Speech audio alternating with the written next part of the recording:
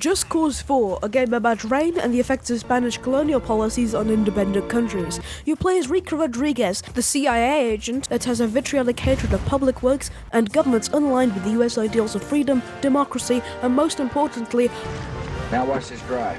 upholding arms trading for the military-industrial complex. The game is set on the fictional South American island of Solis. It is ruled by a brutal paramilitary force called the Black Hand, its leader, generic bad guy 23121, and his assistant, Gabriella. We start the game in the mountains of Solis, as we head towards the peak of the main skyscraper of the military base, and after a little bit of Hackerman, a test of Illapper's power is launched. Now, what is Project Illapper? It's basically a bunch of weather machines that mildly inconvenience Rico and his pals throughout the entire game. They comprise of three different machines: a tornado machine, a lightning machine, and a sandstorm machine. As Rico approaches, artillery is fired and the funny cold storm is activated. Because it's too cold, he can't deactivate it, so he just gives up. The weapons in Just Cause 4 range from generic assault weapons, shotguns, machine guns, snipers, explosives, dynamite, mine and grenade launchers, rail and lightning guns, mortars, and AA weapons. This doesn't even include the large amounts of vehicular military assets there are. There are different types of tanks, AAVs, cannon trucks, attack helicopters, sky cranes, jets, and many others. A diverse range of vehicles and weapons to do a little bit of trolling. Rico also has his grappling hook. You could use it to straight up spank enemies, a very convenient method of just flying around everywhere. Go get me a beer, woman. With that out of the way, we wake up in the jungle. Apparently, Dima's wingsuit and grapple are broken. We head to El Abismo, a favela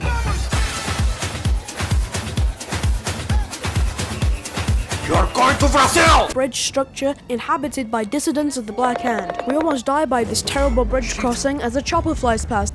Black Hand chopper. We meet Mira in this Half-Life looking cutscene. As Mira and Rico talk, Gabriella lands, and Rico comes and saves the day. A rebellion has been started. Luis, now Sargento, There's a factory down the road from here. Abandoned. yeah, this random guy we don't know is now the leader of a dangerous military organization backed by every Western power on the planet. We take the near Black Hand factory producing weapons and hand them out like they're Christmas presents bought by Lockheed Martin. We do a little bit of trolling and take the factory and some surrounding areas. Izzy tells Rico to go free some prisoners from a re-education center. Sorry, but I have to film a scene for a movie. I don't know which one comes first. We meet Garland, an incredibly annoying American film director that wants to film the best movie ever inside of an active war zone. That would be like Michael Bay going to Syria in 2015 and asking ISIS to film the new Transformers film or something.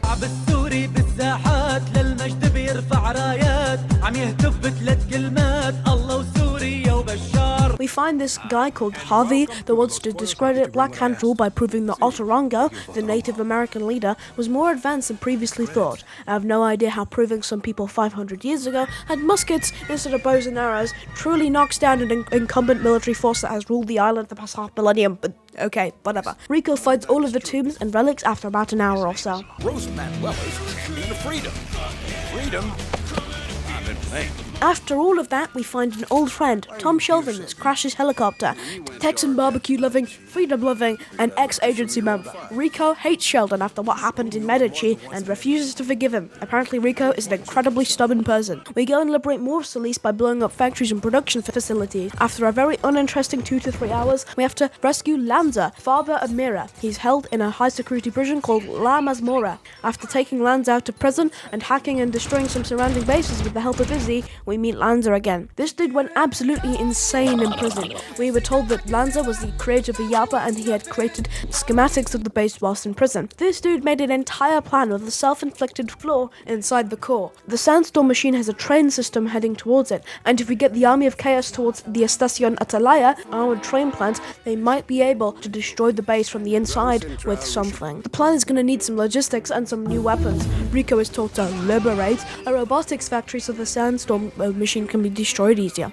A place called Prospero Aerospatiale is mentioned in the mission list, so Rico is told to go head over there and investigate. This is a huge win for the Army of Chaos, as it turns out there are hundreds of jets there and a very prestigious general. They all die and the jets are captured. Jets at a place called Prospero Aerospatiale? Very subtle naming, I know. And it will be crucial to liberating Solis. The Industrial Revolution and its consequences. Rico is told by Sargento and Mira that that they now need to go take the Sandstinger. After careening through the streets of Solis at maximum velocity, Rico eventually makes it. Then he has to escort the train to the drop-off point and hold off the enemy reinforcements with the train can. Also, there's this flying tank. Operation Sandstinger is away, and the entire gang is here to take it out. We slowly head towards Zona Uno on this meaty train cannon, and several billions of dollars of military assets are vaporized in seconds. The engines break down, but after a little bit of fighting and some trolling of aerial vehicles, we pull through. After getting rid of this cooling system and using the consoles to expose the core, we were able to destroy Zona Uno with this fat train cannon. Zona Uno is gone, and Mira's program is about to heavily disadvantage a piece of public infrastructure. But before we take out Zona Dos, we need to destroy a tank factory to help the Army of Chaos regain arms to replenish the losses at Zona Uno, because they were quite large. After we're told that, Rico goes and liberates the main international airport in Solis, allowing international traffic back to the nation again. Mira is then taken to the extraction point. Rico and Sheldon is forced to team up because of Mira. Rico clearly hates it, but does it anyway. Yeah, she's tricking us into working together as a team. After destroying a roadblock in our AAV, we are intercepted by several Black Hand divisions. After arriving in Prospero Astiaro, we are given a very wacky boat called the Thunderboat, which literally looks something straight out of Futurama. Commence Operation Thunderbudge Zona Dos. You're about to go down. After a bit of aquatic transport vehicle trolling, we arrive at Zona Dos, a giant duck and a huge white ball held up by some pillars. After destroying it, the lightning core is repurposed by Mira. Sheldon, though, apparently has something to show Rico. It's something about the agency. I'll just let it play out by itself. Rico, I had no idea. You gotta believe me. It never made any sense why Di Ravello killed my parents. It was the agency and Espinosa using that idiot dictator's crew as a cover. How could you not know anything about this? I didn't know anything about Project EHhh or your parents or any of this back then. I was brand new at the agency. This sort of thing was way above my pay grade. I only had orders to save you. We then meet this absolutely insane guy called Cesar, a visual representation of every Reddit user ever.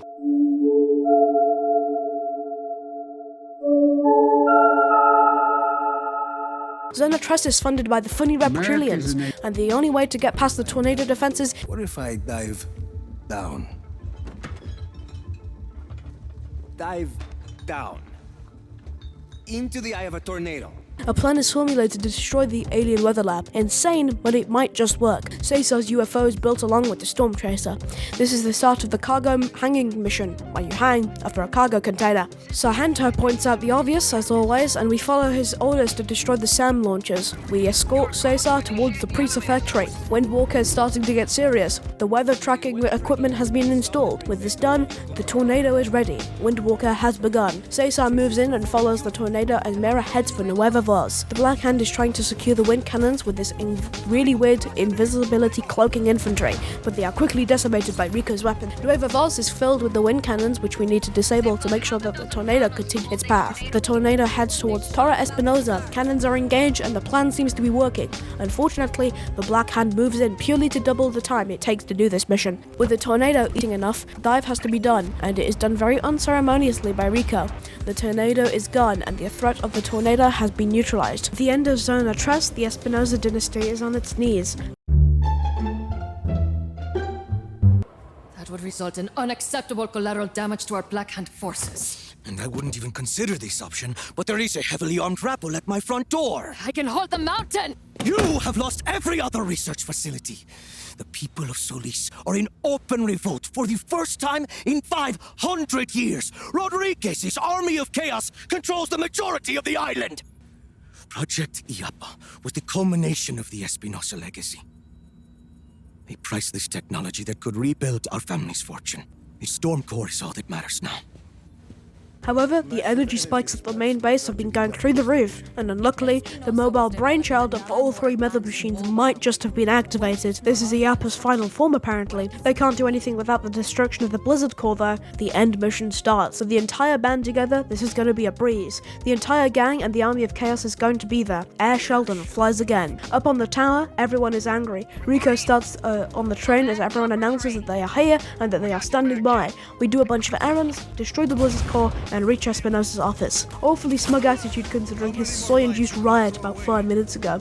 After some shit-talking and a lot of firefights, Oscar Espinosa yawns next like he hasn't lost his entire family legacy because some people in the favela got very angry. He's on some private jet and talks about how large his brain is. Some heroic action from our dear protagonist and some switching allegiances of Gabriella and her soldiers. The storm cannot be destroyed. However, it can be moved. Rico moves it towards his private jet, destroying his jet and eradicating Espinosa in the process. I told you I'd find you, Oscar. Rodriguez, your tenacity is commendable. Did my father ever tell you the Rodriguez family motto? It's not something we ever really discussed. Don't f*** Scorpion. Unless you're prepared to get stung. Wait, we can make a deal! And with that, 500 years of dynastic rule comes to an end. Also, they plan to take out the agency.